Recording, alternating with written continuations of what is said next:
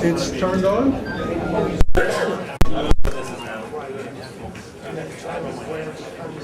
Yeah, don't. Oops, we're cutting out.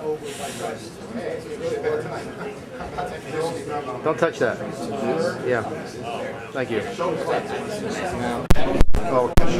Yeah. Why aren't you here?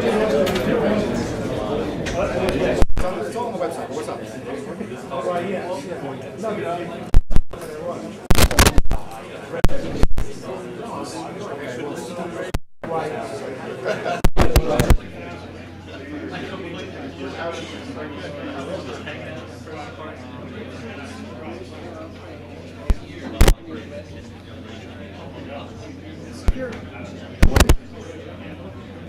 Is this like a Wile E. Coyote thing? Okay.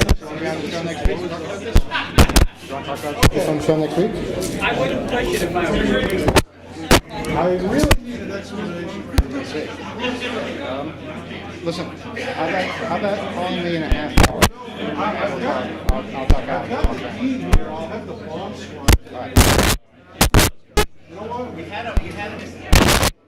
had an impromptu radio station at the conference you missed. We had an impromptu radio station. I didn't miss the whole thing. Just I know. We had a radio station at the conference. which we'll be discussing a little bit. And this is, we're trying to bring back a little. Is that really yours? Yes. Is this good? Can you hear me here? All right. All I mean, it really looked like something. It should be N6H redux. Looks like something they leave out for the road runner, you know? It's a 2-meter. I'll do the same. Handbrake, you know. All right. Okay, ready to go? Let's start. All right, stand over there. Okay, if we could have your attention. Everybody here? Good. Welcome to the final talk of the Hope Conference. It's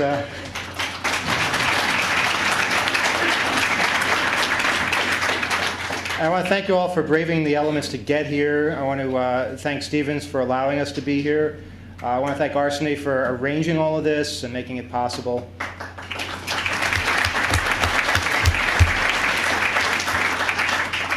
And of course, the person to really thank is the person who stuck through a lot of hell in July and came back to give the talk that he wasn't able to give in July. Steven Rambam.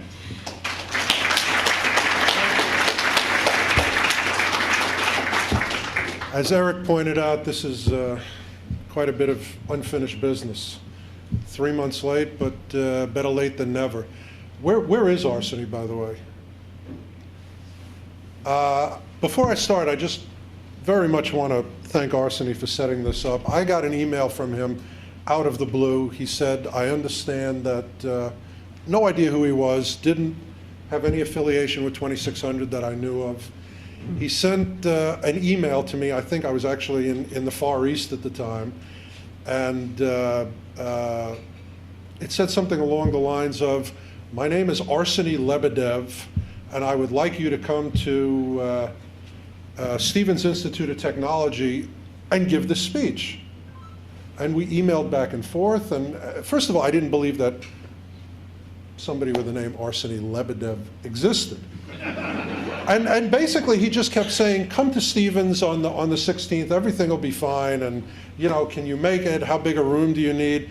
And I'm thinking, like, yeah, sure, Borat, I'm going to fall for this.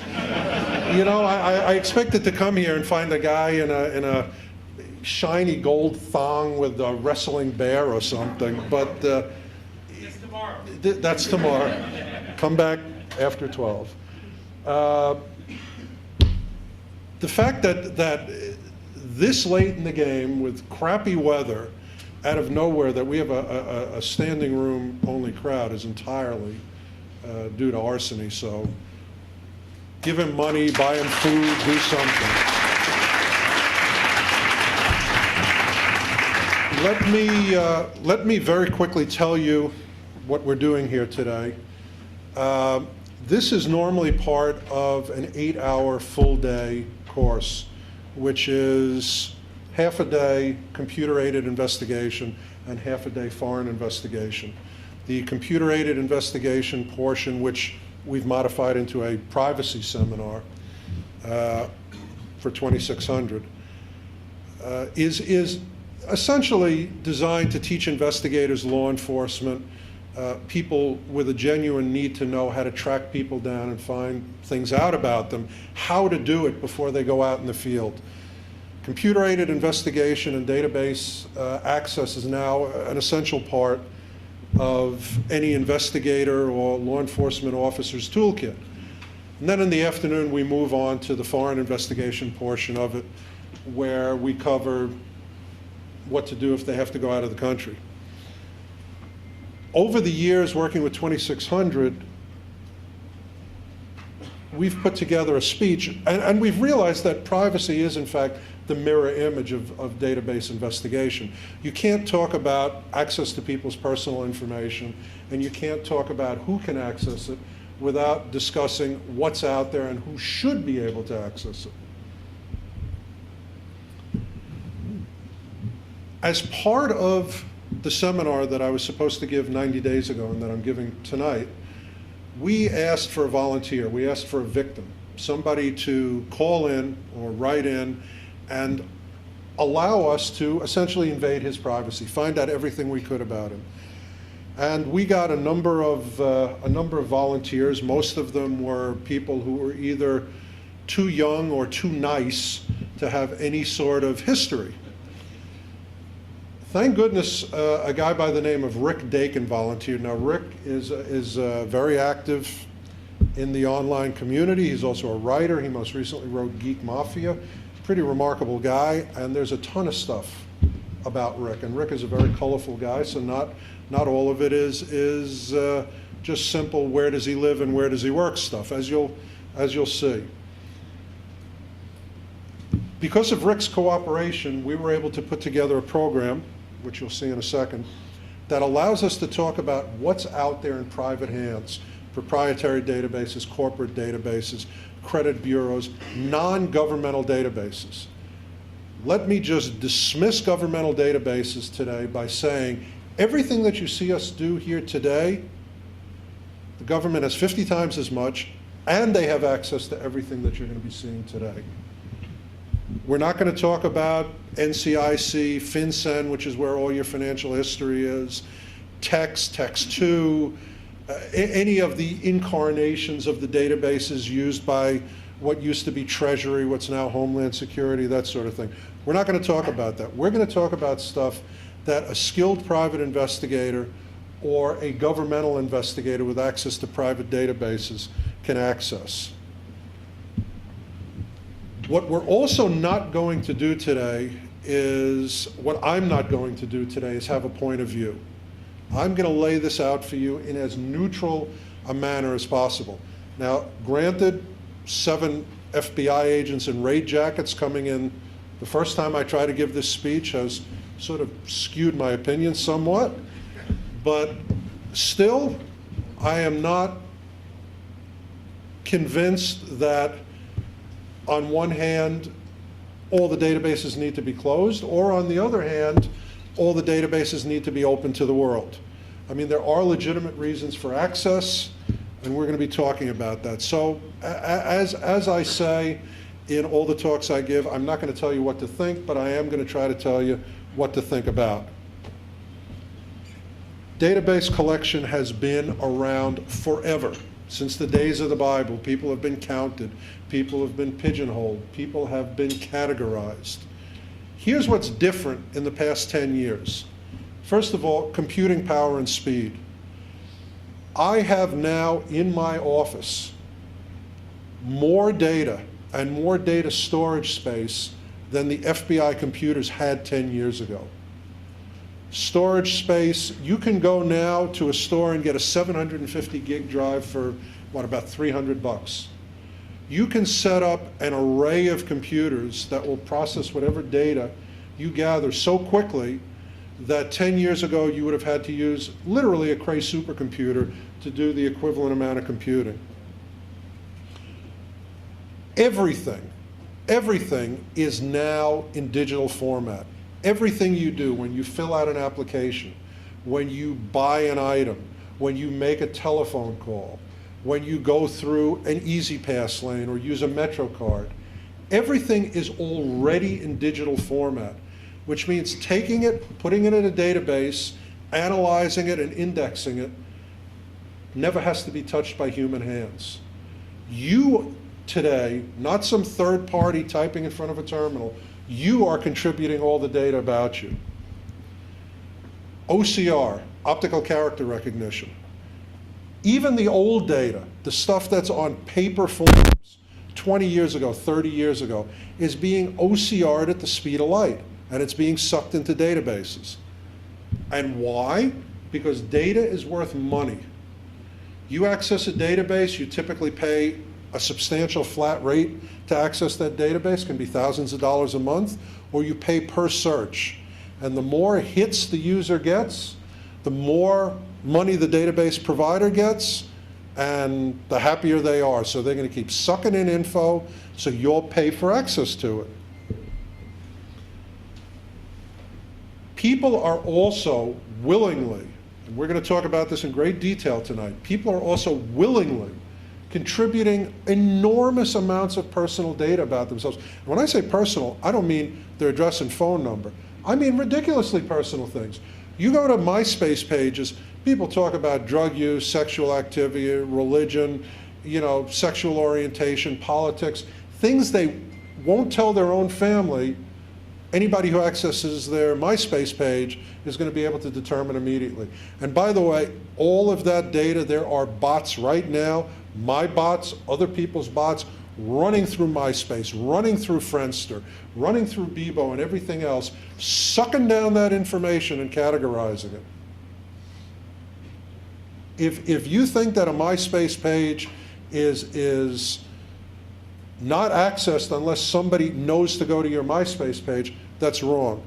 There is, for example, a free service now called Gorilla Trace that routinely, when you put in somebody's name, address, and telephone number, searches MySpace and Friendster and all of the online sites, the relationship sites, the posting sites, for any of the information that you put in.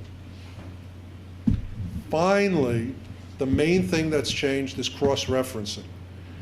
15 years ago, I was working on a murder case in Texas, and the sheriff's department that I was working with said, we got a tip that the person who committed the murder lived at this location 3-4 years ago and came back. We checked all the old city directories, we couldn't find anything.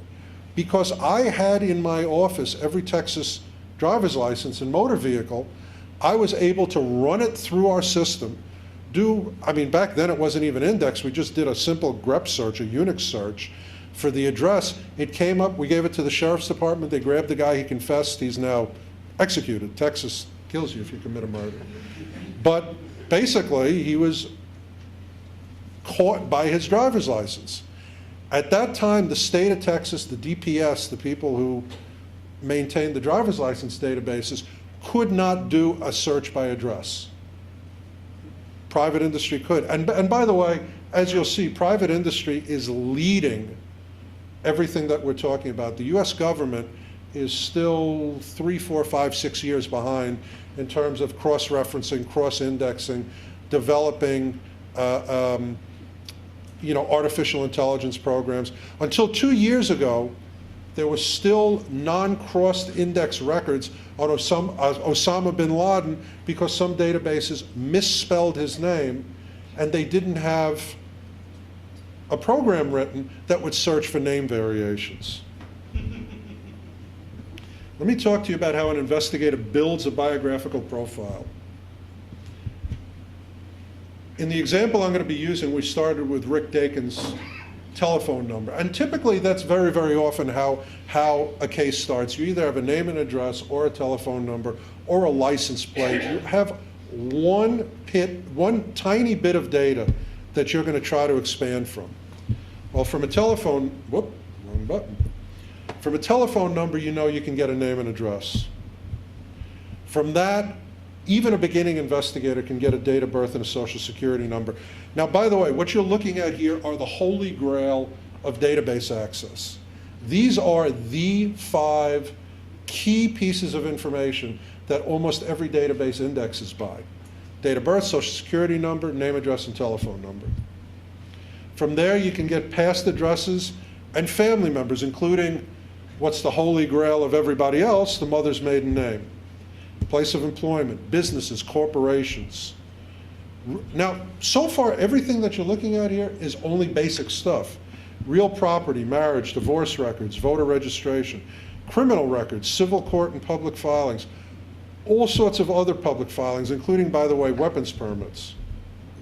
Driver's license, motor vehicles, accidents, credit reports, phone bills, credit card bills, 800 number calls, purchasing history, charitable donations. I've got no room left on the page, so let's go on to other things. Now, typically, every investigator, every law enforcement officer, most reporters will go out and gather this sort of information on a person before they contact them, before they talk to them. You want to know who you're talking to. You want to have a picture of the person that you're talking to so you know what to say, what not to say.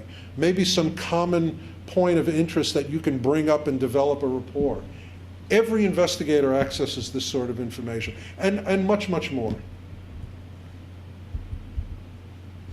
Let's talk about MySpace for a second. Here is information that's typically on MySpace. Now, I've got to tell you, when I started out as an investigator, which is 20 plus years ago, to get this sort of information on someone, I would charge $1,000, which was good money when I just started. This would be considered a phenomenal background investigation, a phenomenal background report. This is, go on MySpace tonight and just realize what you're looking at.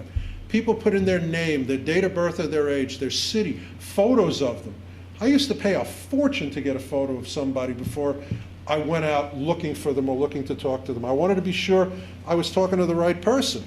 Now there are millions and millions and millions and tens of millions of people's photos on MySpace and on the other sites, and I've got to tell you, they're being sucked down by third-party databases. Where they went to school, where they worked, their music, the music they like, books they read, who their friends are, all of this is typically on a MySpace-type page. Here's a perfect example. I don't know, how clear is this? Well, all right. Let me just tell you, it's somebody, Rain DeMalco, who put up just a long ranting screed about her life, talking about how she was molested by her dad and his name, and by the way, yes, that would come up if I was investigating him. How her first husband was abusive, how she got into a variety of types of relationships, everything she went through and how she came out the end, and she's now in a better place and so on and so forth. The point is, 10 years ago, to get this sort of information on someone, you had to question their friends, their neighbors, their family members, or you had to be part of Nixon's, dirty tricks guys and burglarize a psychiatrist. Hey, Steve, how likely is it to be true? 75, 80%. People always exaggerate. I mean, especially on dating sites. I mean, you've got 5'5" bald guys who are 6'1", whatever. But anyway, that's a little better. Here's Ganja Girl, who gives her real name, who gives her address, tells where she works, tells where she goes to school, talks about she's bisexual, she's a drug user, interests, hanging out with friends, partying, drinking, getting high, weird kinky sex. Okie dokie. If I'm ever in Lake Elsinore, California, I'll give you a call. Here's somebody else. The ones that I put up here, and we're going to go through this pretty quickly and get to the really interesting stuff, but I really want to set the stage here. Here's another one that just absolutely cracks me up. This guy's motto is, you'll excuse me, those of you listening to the video, plug your ears right now. The guy's motto is, just fucking kill yourself. He gives his name, he gives his date of birth, he gives his location, and here's my favorite thing, ambition. I'm going to become a police officer. Okay, now here's a guy, you'll notice the photo is of him pointing a shotgun into the camera. You currently smell like, and he puts in gunpowder. And this guy, where is it? He's a corrections officer. Very good. There are 5 or 6 places that you can go to find out everything that you want to know about someone. And by the way, these people sell their data. To find out what your interests are, what your religion is, what your politics are. Think about what books you buy, what music you listen to, where you spend your money. If somebody watched what you did in front of a computer and how you interacted with whatever company or ISP or whatever is on the other end, what could they determine about you? Well, let's talk about Amazon, which, by the way, sells their data and makes it accessible. What you read, what music you like, where you travel, what you buy. Even if you don't use them for the actual travel service, chances are you're going to buy a guidebook to Upper Borneo before you go there. There's going to be a permanently logged history of your likes and dislikes. Those of you that log on and log in on Amazon, you notice popping up, might we recommend the following book to you? They do that because they know everything you like, and they know your past history purchases. Very, very good clues to your personal characteristics: sexual orientation, religion, health and certain, and sensitive personal issues. If you've bought a book on kidney cancer, either you or somebody close to you has kidney cancer. And to add to that, they now have a search engine, and they have a search inside the book feature, which you have to log on to access. And if you're searching for something, it goes into that great store of knowledge that they have about you. Now, somebody here I was talking to, I won't point him out, he's actually testifying in a case tomorrow involving eBay. Let me tell you, eBay, PayPal, and Skype are now, if you don't realize it, it's the same company. So in one location is everything you buy, everything you look to buy, everything you're interested in, where your bank account is, where your home is, what your social security number is, a whole bunch of other financial information that they make you surrender to get, I forget what it's called, qualified, certified, something like that. And Skype, who you talk to, what hour of the day you talk to them, where you physically are when you talk to them. In other words, what Wi-Fi did you connect through, or what hardwired line did you collect through? Enormous, enormous, enormous amount of personal, confidential information on you in one repository. And I can tell you personally, yes, third parties can get at it. If there's going to be a Skynet in the United States, it's Google. People think Google is this wonderfully beneficial utility. You can go in and access X, Y, and Z. You have no clue how much information Google is gathering on you, me, and everyone. Never mind that they have in their possession every single web page indexed. Never mind that they have every single book, or soon will, indexed. Blogs, news groups, Gmail. If you have a Gmail account, they keep bugging you. Don't delete, store, don't delete. Well, fine. You don't delete, and they have access to all of your email, and trust me, it's indexed, it's scanned. If you're communicating back, and they'll tell you if you actually are the 1 in 8,000 person who reads their privacy policy, they'll tell you, we look through your email to develop marketing targets, to target marketing towards the Gmail subscribers. They have Google Finance coming out, which is going to be a competitor to PayPal. Google Checkout, ditto. Google Telecom, which is going to be a Google VoIP. Now, some of this stuff is not very, very well known, but if you research it, it'll pop right up. You have to know to look for it. Now, here's some of the ways that Google tracks and cross-references your personal activity, including where you are a good part of the day. Google accounts. Everything that you do on Google is permanently stored by them. Deleting your email will not delete their index of what interests you. Gmail. Everything that you do, who you write to, what your interests are, and where you were when you logged on. They log your IP address. They log the MAC address and they log the IP address. And I know because I've subpoenaed them in cases. They always, always, always log the IP number. Now, people say, okay, fine, I don't have a Gmail account.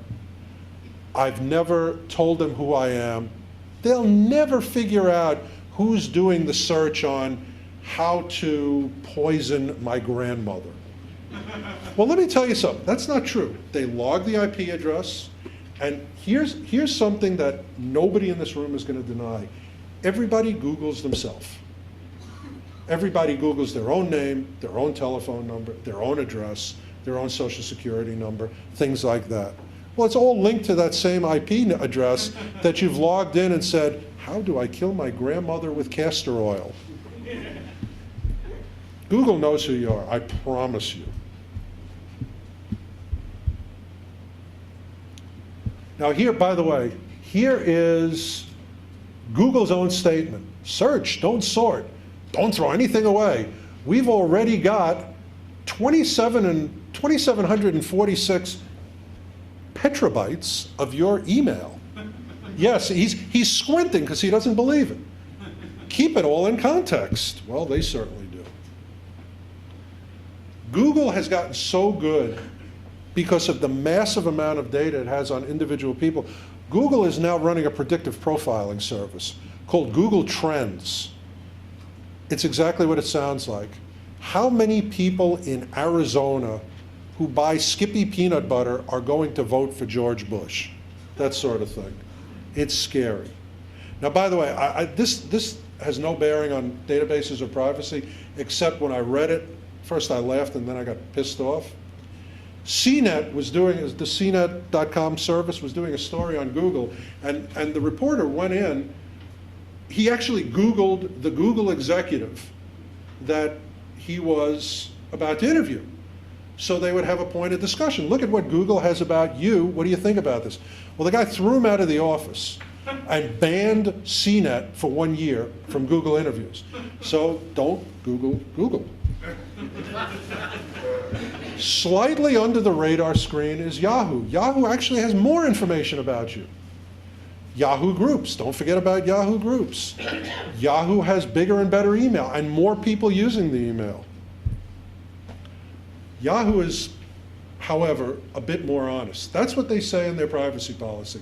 Once you register with Yahoo and sign into our service, you are not anonymous to us. No matter what portal you use to get into the internet and what you're doing while you're there, someone is logging it. And soon it's going to be federal law. Big Brother is trying to pass a law, Big Brother meaning US government, is trying to pass a law that says you ISP, you internet service providers, everyone down from AOL and Earthlink and what have you, all the way down to Bob's Internet, must keep records, must keep traffic accounts, must keep ISPs logged, and so on and so forth. Now, in addition to everything that you do, it is very, very easy for even the most bumbling, inept investigator to determine who your friends and family are.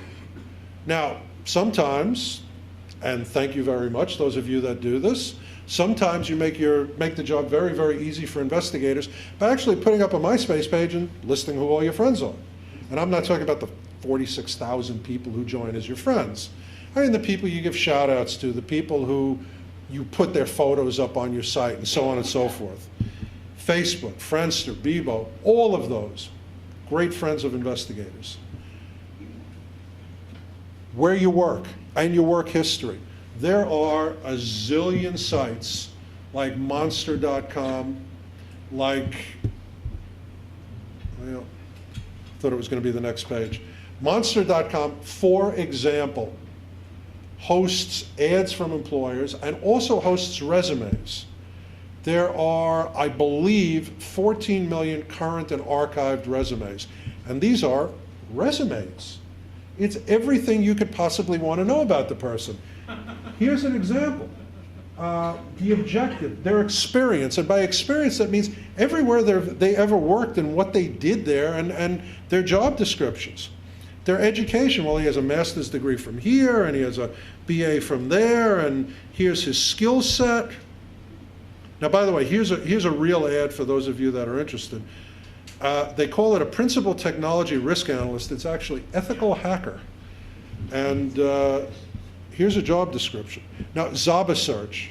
Zaba Search is an example of how previously obscure and unavailable information is now available to anybody with a modem or a DSL line or who can drag themselves into the library and use their computer. Here is Kevin Mitnick, and that is in fact his old home address in California. Eric Corley. Here we went to Zoom Info. Zoom Info indexes everybody's job sites. Employer.com, resume.com, all of that, and they suck it in, frankly, in the most remarkably intelligent way. They must have a phenomenal AI engine because it shows where Eric went to school, it shows that he's involved with 2600, and so on and so forth. I would spend all day here going through all of the various sites, but here's a variety of other sites that gather, whether you want it to or not, just by virtue of how you access it and what you do while you're accessing it, terrific amount of personal information about you. Now, by the way, God bless you all, on the behalf of all investigators, God bless you all if you have a blog up. Oh my God. I know everything you've done, the day that you did it, who you did it with, and how you felt about it. Now, there are, the internet being what it is, people spew, they vent. And there are hundreds of what I call rage sites. These are the two funniest ones. One is Don't Date Him Girl, and the other is Who's a Rat? Don't Date Him Girl is hundreds of thousands of women who've had a crappy time with a guy. Alleged cheater, this is a real one, by the way, alleged cheater Aaron Carter III. This boy will use you like no other. He smokes weed all day, every day, and if he doesn't have it, he will freak out. And it goes downhill from there. If I'm investigating Aaron Carter, man, thank you. I even have his picture.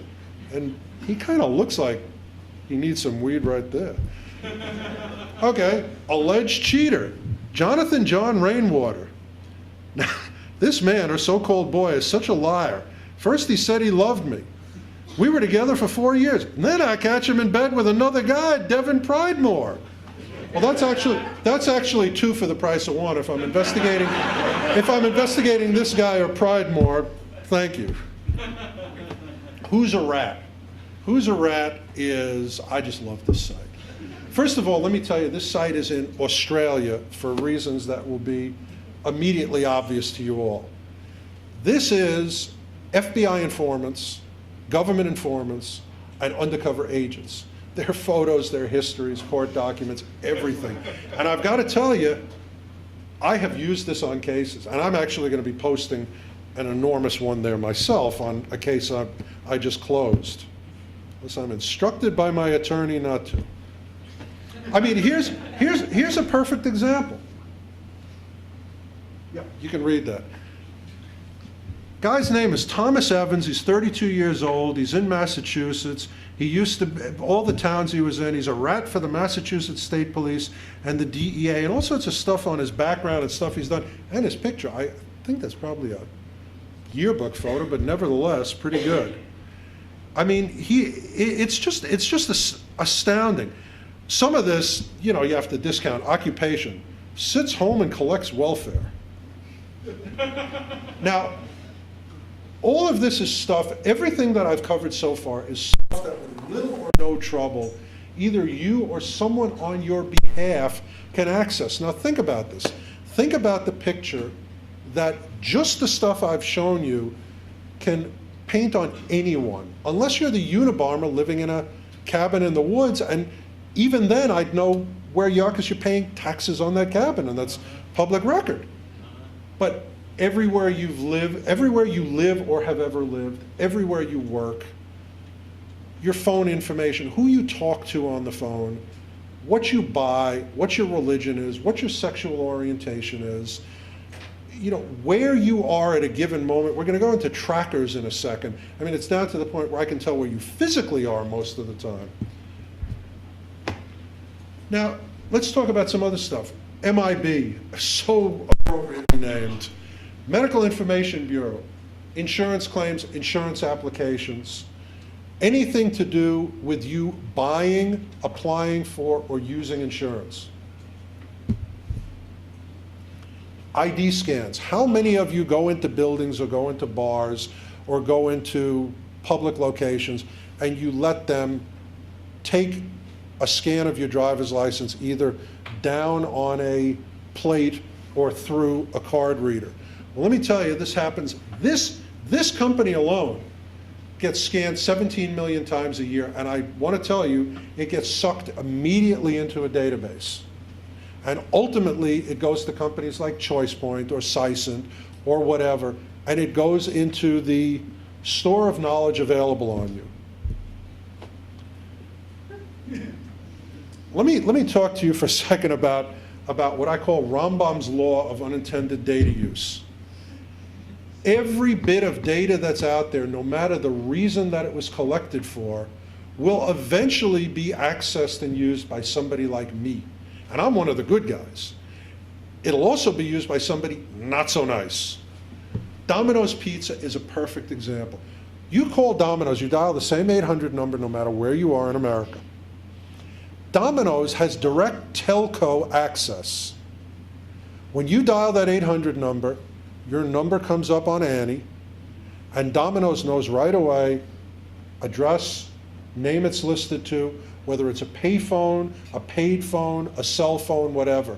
And they say, and their system, by the way, takes that information and routes it to the Domino's geographically closest to you.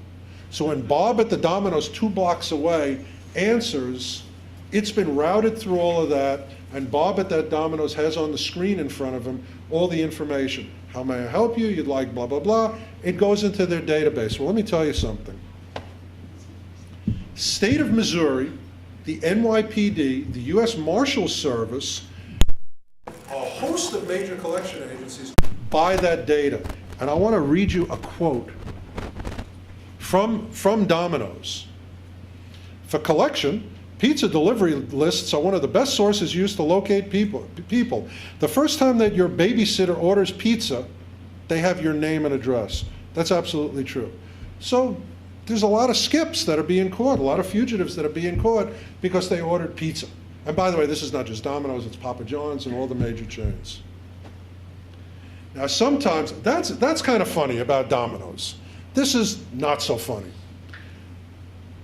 There's a variety of programs that were in the making to develop a secure flyer program. The purpose of this program is you go through a background investigation. You consensually go through a background investigation.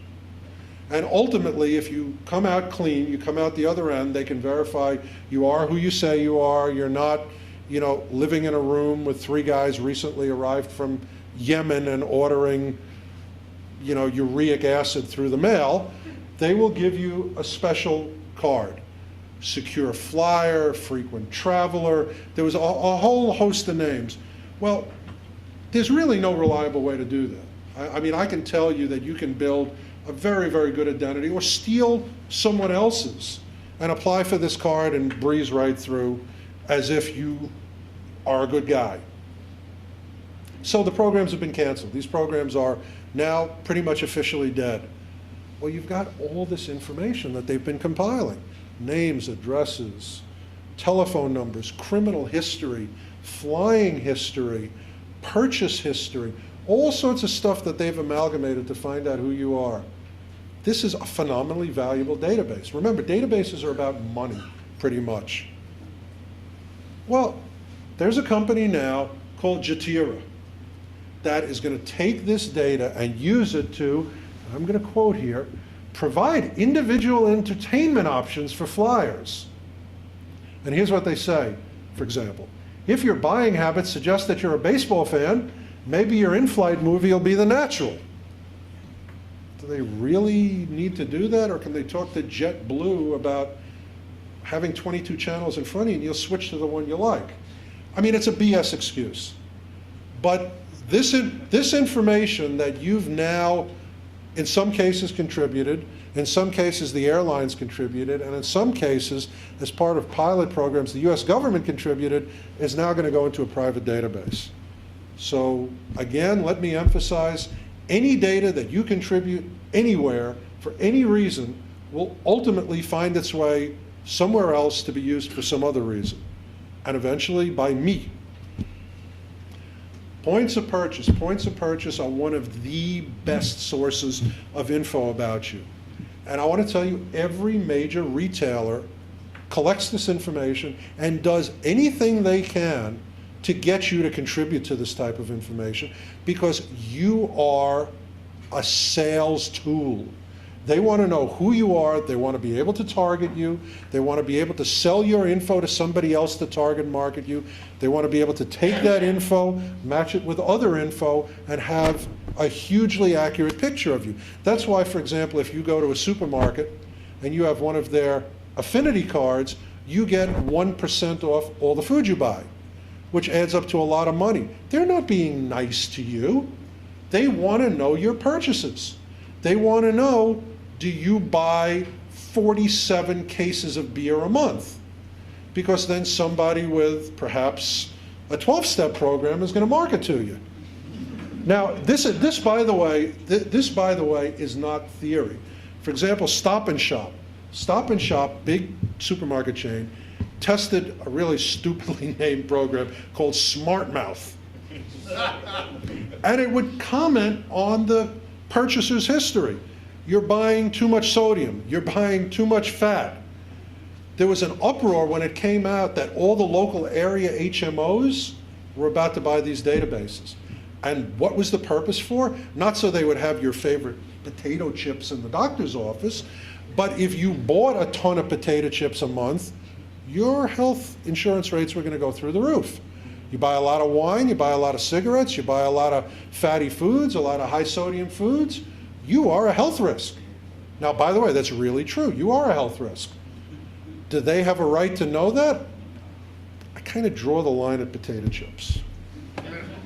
Now let's talk about trackers. This is scary, scary stuff. Up until, I want to say, 4 or 5 years ago, I could find out anything I wanted to know about you, and I mean anything. But I couldn't always find out where you are. Physically, where you are. I've got this enormous dossier on someone. Where is this person? Well, about 90% of the time now, you are indexed as to your location. Some of this can be tracked real time, some of it can't. You all have a cell phone? Not a problem. If it's a GPS-enabled cell phone, I can tell almost down to the seat that you're sitting in a room. If it's not a GPS-enabled cell phone and you're in an urban area, absolutely possible to triangulate to within 150 yards.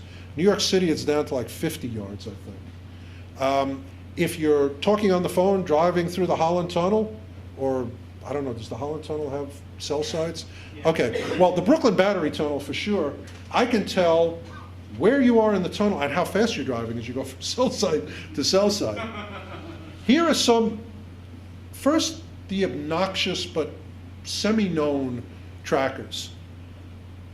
Microsoft has something which they obnoxiously call Genuine Advantage, which it's not. Windows Genuine Advantage. Your computer phones home every time you use it. And under Microsoft's rules, you're not allowed to disable it. I take my laptop, I go onto the road, I check in to the Fairfield Inn, which is not where I actually stay. I connect to the Wi-Fi. They know the hotel I'm in because of the IP address and because it has contacted them, as an example. I log in through a business DSL line. They know I'm at work. I connect from a hotspot at a Starbucks. They know, okay, yeah, it's 6 o'clock.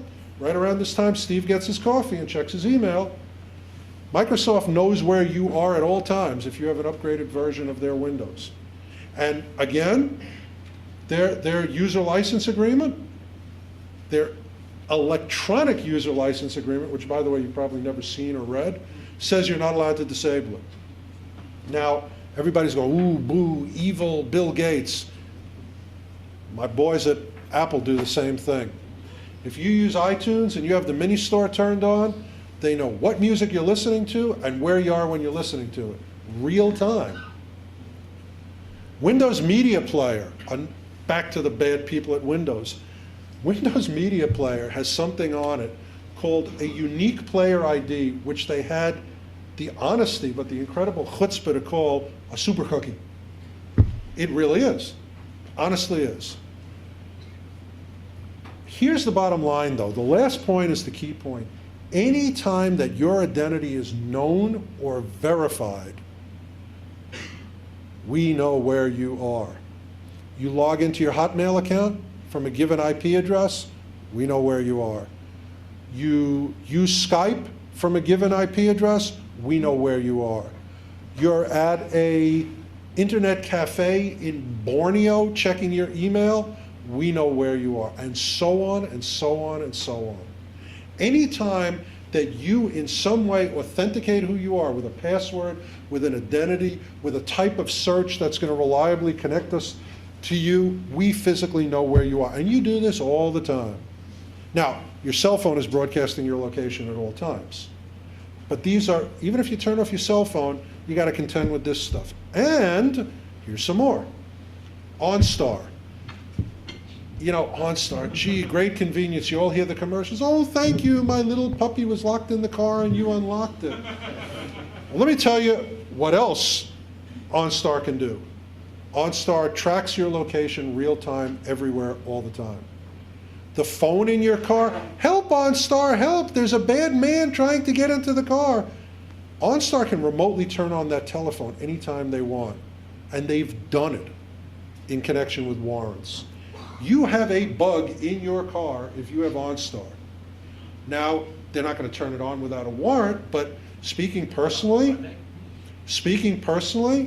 it is possible to get a warrant regarding an innocent person. EasyPass, iPass, SunPass, connected to your driver's license and or your license plate. Everywhere you travel, real time when you go past a transponder. And by the way, you're not only going past the transponder when you go through a toll booth. SunPass in Florida, they got transponders all over the place, and they're now using them to vector in highway patrol. They can tell, okay, there's a guy in the 50-mile space where there's no toll booths, but man, he's passing these transponders. He must be going 90 miles an hour. And they got you. MetroCard. If somebody can tie that MetroCard to you, they know when you get on the subway, when you transfer to a bus, your public transportation activities. Now, if you're considerate enough, like more than 50% of the people are, to buy that MetroCard with a credit card, thank you very much.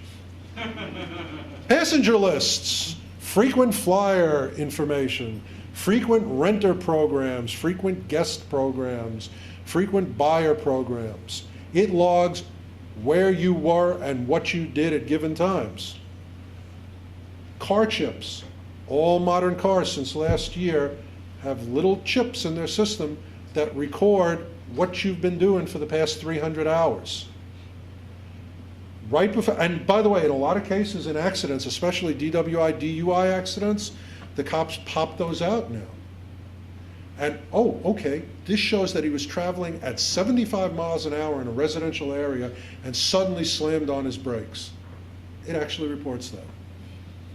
Digital license plate readers. Let me tell you something. Digital license plate readers are now on a Star Trek level of accuracy. If there's a camera set up with a $20,000 system, that's all it costs. And by the way, it's based on a Dell, hopefully an exploding Dell, but it's based on a Dell. LAPD, for example, has now a pilot program where they're just driving around in cars with these license plate readers running. They claim that they're using it for stolen cars, and they have in fact recovered hundreds of stolen cars. They've also, as they've been doing that, sucked into their database, and it logs time and location and everything. It's mated with a GPS. So as they drive down the street, they have a permanent database record of every car parked on the street, every car that drives into that camera's viewfinder, where it was and what time of day it was there. Technology, this is not a fantasy. The technology exists to log your car's location 24/7 anywhere there's a camera now. We discussed cell phone activity, Wi-Fi activity. Wi-Fi activity says, I am so-and-so, I'm using such and such a device, an internet phone, a Wi-Fi enabled laptop, something, and I am typically, I'm within 30 meters of this particular location. Cell phone pinging. You know, tracking cell phones is not just the feds anymore. There are services that offer this commercially. If you give your kid a cell phone, nearly every major carrier allows you to turn on a tracking feature where you can pull up a web page and you're allowed to search it, I think, 40 times a day. You know, beyond that, you're a maniac. But I mean, these are Teen Arrive Alive, Find Friends, Mobile Angel, Tracer Mobile. There are services that are made available to companies now. Any cell phone on your company plan, you can tell where Fred is. Now, we're going to talk in a second about GPS location. It's now possible through cross-referencing GPS and mapping to tell not only where a person is, for example, that he's on River Street between 5th and 6th, but what's at River Street between 5th and 6th. Is he in a bar? Is he at a strip joint? Is he out shopping for wedding rings? Is he anything? Essentially, what's at the location where this individual is? Companies, now this is from a marketing magazine, so most of you have never looked at it. Frankly, I read Target Marketing every month because it gives me some of my best database sources. These are the people who want to be able to count heads and know who you are and what you like and so on and so forth. Here's an example. Here's an express mail drop. Here's a parking garage. There's a restaurant. They have every location mapped and detailed. Now, by the way, on a slightly lower level, if you buy Info USA, which is probably one of the biggest privacy invaders in America, if you buy Info USA's map DVD, it has every single business in America on it. And you can, this is not some major governmental agency or corporation, you can, with a laptop, drive down the street, plug in what you're looking for, it will take the GPS, it'll see your location, it'll show it on a map, you type in pizza store or pizza, and it will pop up another blinking point where the nearest pizza store is, and it'll show you how to get there. So you can buy a database that's immediately available to you anytime you want that shows everything at every location. MapQuest now has Find Me Now as an example. No. Question and answer is, I think, do we have to change the tape in 5 minutes? Do that now. Okay, they're recording this. We're going to do it quickly. We're going to change the tape and then